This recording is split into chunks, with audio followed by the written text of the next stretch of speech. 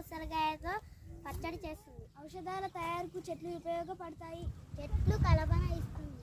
ఈ మునగ చెట్టులోని మునక్కాయలు మా అమ్మ వంటలో ఉపయోగిస్తుంది.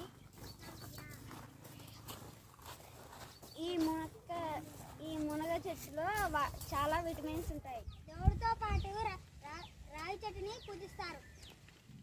చెట్లు మనకి వర్షాన్ని ఇస్తాయి. మల్లె పువ్వులు చాలా బాగుంటాయి. దాని స్మెల్ చాలా బాగుంటాయి. ఆషాఢంలో మేము మైదాకు పెట్టుకుంటాము. వేప పుల్లతో మేము రోజు పళ్ళు తోముకుంటాము. ఆరోగ్యానికి మంచిది.